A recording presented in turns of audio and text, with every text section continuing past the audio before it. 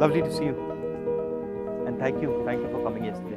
No, don't, because I felt that it's my duty as an Indian to voice my anguish, my apprehension at what's happening. And before coming, I was just looking through the pages. There's a big book I have in your grandfather's name. Achha. And I was looking through that, and I know these 2,800 kilometers is nothing. You walk through sweat, tears, and blood, literally. And we have seen history happen from the inner circle. I've watched it from the outer circle. So walking with you, if I don't come with you, it's not fair. My nephew's a photographer. So I said, listen, I want to give a little present to my friend Kamal Haasan.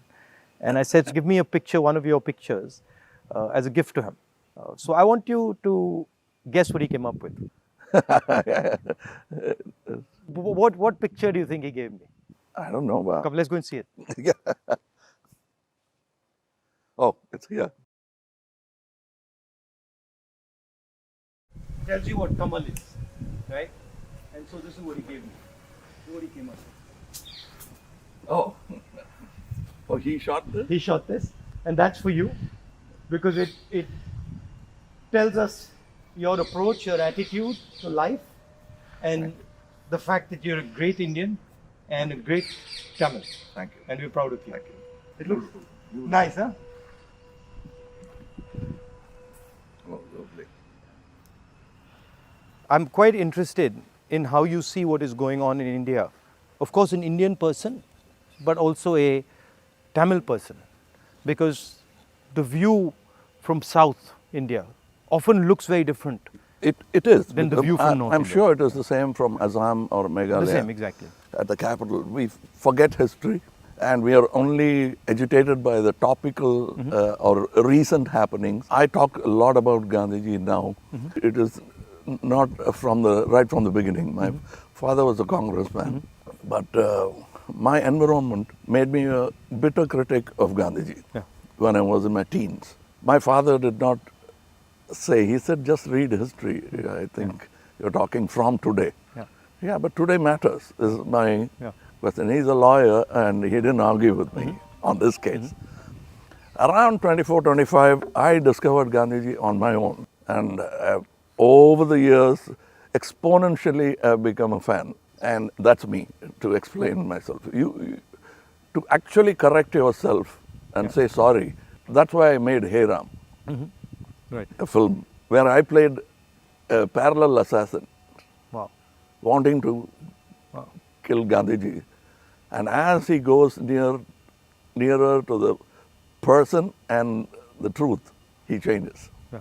But it's too late. Somebody else does the job that he wanted to do, but he had changed his mind.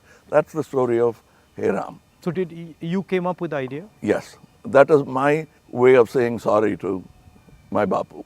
Excellent. That's quite a sort of sophisticated, intelligent way of looking at the problem. Yeah, because I have to take the onus of all the crimes, including what happened in your family. We let it happen. But I think inside what you're saying is hatred is actually blindness and misunderstanding. Yes, and the worst form of criticism is an assassination. I think that's very cheap. And It's a coward. A coward does that only, because he has no other way to fight. But that cannot be the answer. So what's your view then of the violence and the hatred that is being spread in the country? I mean, I view it as a consequence of the fear that is being spread in the country. No, this is actually a synthetic, reproduced, Manufactured thing. I don't think so, because go into Kerala, more than Tamil Nadu, you will find amity prevails. Unless you doctor it. You can do it from either side. I think there are more sides to it than just Hindu and Muslim. We have to look at all that and understand that this country will flourish only with this plurality. As a person who loves Tamil Nadu, loves the Tamil people, whenever I go there, I try to understand slightly better, what exactly is the Tamil idea, right? And so as somebody who, is looking at it from far, what does it mean to be Tamil? I know that the Tamil language is very important, but what does it actually mean? It means the same as wanting to be a Maharashtrian Yeah. or Telugu or a Malayali. We all have a pride, but I must say something about Tamil Nadu. They always feel that it's an island with parochial mindset and language chauvinism. Everybody is proud about their language, but I can tell you, you can go to a village, any village or town, my town, and just stand in the middle of the road and shout Nehru. A dark man will turn around, or he'll say Bose. Somebody will turn around and he doesn't look anything like Nehruji or Bose-ji. And they'll turn, you'll find Gandhi, many Gandhis. That is the mindset. And at a particular point, they felt there was apathy from the center. That happens every time. It will happen with every government. They are now unhappy with what is happening now. But that's not permanent if you could approach it like you're doing it now. The reason why I want to celebrate your walk is reaching out to the people and lending the ear instead of standing on a podium and lecturing. That's commendable from your side. But my experience when I go to Tamil Nadu, right, is that they express themselves in a very passionate, it's different expression. So if you go to Maharashtra, people show affection, but the way the Tamils show affection is something completely different. I get that feeling when I go there, and I always wonder, what is that exactly? How does it, why such strong affection or strong expression or so passionate? It's part of the culture. It's a very old culture, and they've seen wars, they've seen battles, they've learned a lot from Jainism, Buddhism. It's a mixture of everything. That kind of affection was enjoyed by Kamarajji, MGR, all those leaders. They are moved to tears, laughter, screaming when they see the man of the... I think around the country it's like that, with variations. And also the Tamil language is very important to them. Yes, I think even non-religious, godless people celebrate Tamil and worship Tamil. So you said you've got, you're doing this fashion business, and so you know a lot about what is going on in the rest of the world. How do you see the United States, China, these countries? Where do you see India's place in all this? Nowhere less than them, but we should walk the talk. Like you're doing, every Indian must walk the talk. I want to be, or simply resigning yourself to calling it a third world country. You can't do that anymore. That's blasphemy. And you said in our earlier discussion that production has a lot to do with it. The ability to produce something and sell it outside India, not just in India. We can't have a toddy mindset because you can't bottle it. It has to be had then and there. We are in G20 not because of one government, successive governments. And whatever good they could do, that has accumulated and come to this day. So we are aware of that. And you were talking about China. I want you to say more. The security of the country, both internal and external. Your opinion on it. I was speaking to some ex-servicemen the other day, and I was mentioning to them that security today in the 21st century, it's not good enough just to say, okay, what do our borders look like, right? Because security today has become a holistic thing. You don't necessarily get attacked from the borders. You can get attacked from inside. You can get attacked by cyber weapons. You can get attacked by, use of your media. So in the 21st century, one has to have a global view about security. And that's where I think our government has completely gone and miscalculated. We constantly hear about what is going on the border. And the fact of the matter is that China has taken 2,000 kilometers of our territory, square kilometers. And frankly, we haven't said anything. The Prime Minister hasn't said anything. The military has clearly said that they're sitting in our territory, but the Prime Minister said nobody has come. This sends a very clear message to China. And the message is, we can do whatever we want, and India will not respond, right?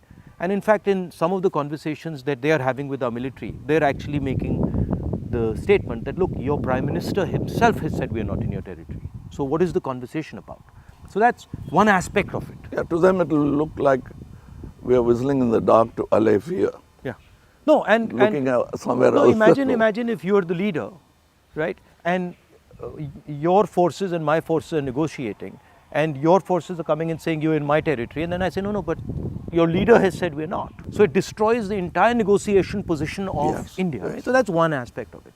The second aspect of it is how conflict has been transformed, and conflict has been transformed because earlier you fought on a border, now you fight everywhere, right? So you fight by shutting down power stations, you can fight by attacking the railway system, you can fight by militarily attacking, you can And fight. the oldest trick is to Yeah. contaminate border. Yeah, so you can do that. So the single most important thing in the 21st century is that a country has internal cohesion, that there's harmony in the country, that people are not fighting, that there's peace in the country, and the country has a vision.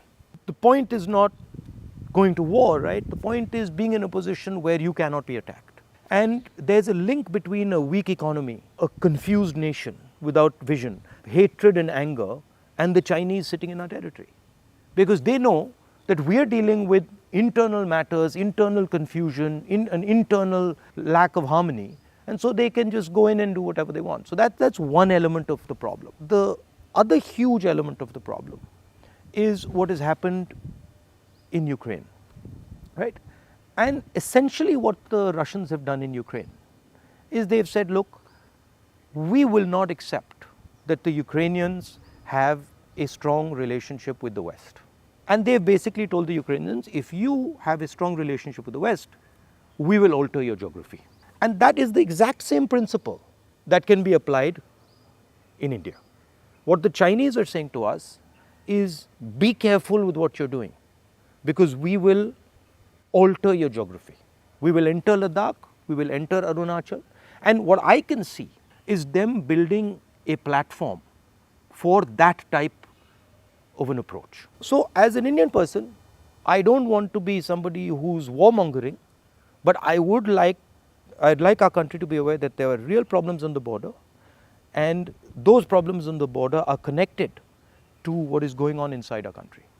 When Indian fights Indian, when the economy doesn't work, when there's joblessness, our external opponents can take advantage of that situation. Yeah, so because that's broadly it's an opportune moment Yeah. of distracted. Yeah.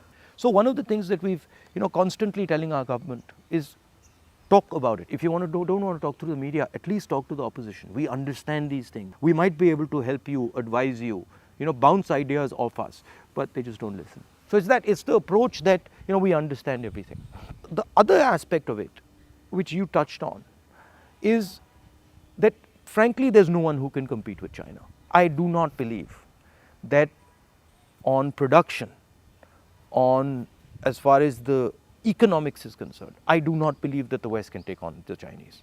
I believe that India can take on the Chinese. We have the population. We have the population, we have the people.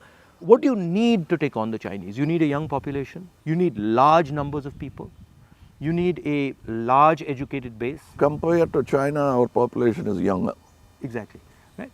And if you see the West, right, and this might be a bit controversial, but they've got too much, they're flabby. They're living in opulence. They live on, They are outsourced. And they outsource, right? Whereas our people, they know what a struggle is. They understand difficulty. So I think as an Indian person, I see a huge opportunity for India to become, like China, the producer of the world, right? And of course, the West has a space, which is high-end manufacturing, high technology, etc., which they're very good at, they'll dominate. And we should try and challenge them on that.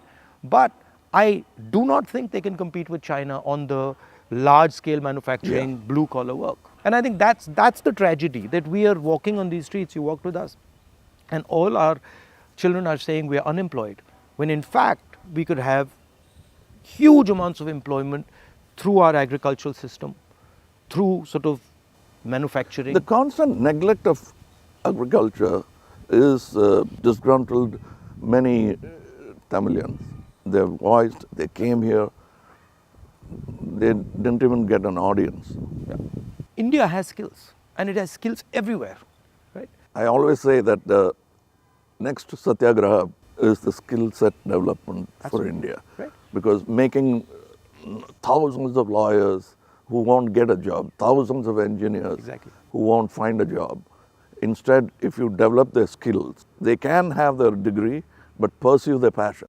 Instead of me talking about other subjects generally, let me talk about where I come from, the film industry. But the number of training facilities, 200 jobs in a film, and there's no ITI for that. So what it is, right, is actually a disrespect of skills. You will not respect the person's skill and then say, okay, as the nation, how do we empower this person's skills? So I gave you the example of Bellary, right, which is the jeans capital of India. Now, Bellary should be exporting jeans to the rest of the world, should be exporting different types of jeans, should be innovating on jeans. Right? Bellary has been shut down because of demonetization and wrongly applied GST. And you've literally taken a hub which could challenge the Chinese across the world in making jeans, and you've destroyed it. It used to have 4.5 lakh people working there, it now has 50,000. Like something like what you're doing with Khadi, right? I mean, who would know that that's a Khadi jacket? Nobody. Right? More than the publicity of it, the reach of it. Exactly. And Americans are loving it. And then you got the history of Khadi, right? Because if you start to say, well, this is Khadi from the Indian freedom movement, this is made by Yes. Indian people by hand, this is what fought a superpower, you can make a beautiful story out of it. Yes. And it's not done in a modern factory. Yeah. It's done by people sitting in villages and handmade. Exactly. You know, I'm very happy and honored to be sort of partnering with these people who've been neglected. They're almost on the verge of closing down and going back, thanks to GST. So how many people now are working there? We have started, like we have not started a full-fledged tailoring system because we only have 12 outlets and we can supply with a number of tailors. But the number of weavers are many. Right. They are in Telangana, Karimnagar. We are sourcing it. We are going even to Kutch and other places so that we can bring India together. So that's very nice. It was very nice of you to come, I must say. I with all the situation and the BJP and sort of the ability they have to coerce, I think it's also a brave thing. That's why I think that's why he gave. He came up with that idea of the picture. No, It's not easy. I'm glad he thinks of me that way, but I still remember the speech by Gandhiji when he said, "Shake the lion's mane," for which he was incarcerated. So we have the strength and ability, but I'm happy that you're meeting people, practicing jujutsu, walking miles and miles and miles. It's nice. And because you're doing exactly what Gandhiji did, to understand the nation before fighting for it. No, it's quite a fantastic experience. I remember walking from Tamil Nadu into Kerala. It's completely different. Yeah. And as you said, it's changed, but then it's the same. So there's huge commonality and then there's huge difference. That's the individuality of it. That's the plurality that we should not lose exactly. at all. Yeah. And I think a lot of what we traditionally have is also the artisan, the small and medium person, the little clusters who have huge skill, but they are sort of hidden away, hidden treasures, so to speak. Yeah, I think it's very important that a government in position should bolster like farmers during the Gaja calamity. For them, after some time, party affiliations don't matter. The calamity that they're facing is the pain is the most important thing. It doesn't matter. And politicians always go and talk about the next election.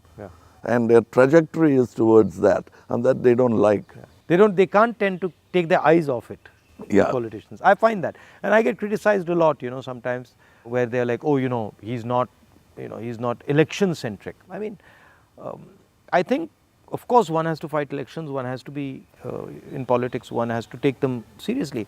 But there's also another role of people. There's a role of bringing people together, of listening, of being affectionate. You know, that role, I think, is a very important role. What we have done through our party is that simply sort of wipe the dust away from the Gram Sabhas and brought it back into, now it's happening because we are attending and now we want to take it into the towns. I think people should participate in politics, not necessarily electoral politics only. Exactly. But they must have a firm say that politicians will have to understand it's not all about number crunching, that they'll have to answer certain things. And people should also feel that I can vent or complain. I can say something, and politicians should also feel that I can take some punishment. You know, he's shouting at me, okay, no problem. I did something wrong. I go and listen to what he's doing, what he's saying. I think that's, you know, people don't like criticism. I think criticism is a good thing. I think we are a very young democracy still, in spite of 75 years. The reminiscence of the monarchy is still in our mind. Yeah. No, that's a profound thing you've said. It's true. It's still, they want loyalty. And politicians who are in power want to somewhere behave like a king. Because it's not too far behind in history that we had princely states. 70 years, yeah. But I think if you look, a lot of sort of our chief ministers and leaders, the approach is that of a king. You know, you're like unilateral decisions. I will do whatever I want, not taking into account what people feel, not listening. I think there's quite a lot of that. Yeah, and they are offended when you call them a civil servant. Yeah. I'm not a civil servant. Yeah. I'm in position, I'm in power. But that's what we are, ultimately. It should be a position of honor rather than position to usurp. Yeah. The trustee idea of Mahatma Gandhi. Over the time, I'm looking for people who are at least a semblance of that in them, because it's unique. He's a tall international figure. Yeah. And that we realize when he's not there. Well, anyway, I won't keep you. No, I'm keeping you. It's lovely to see you. And whenever you're in Delhi, you know, next time, maybe we go and have a meal or something. Yeah, sure. I'd love to do that. And I'd like you to look into our thing I've sent. I will. I'll give you my your measurements. I will 100%. We'd like to dress you up. Okay, I'll do that. Thank you. Thank you. Thank you for the time. Thank you.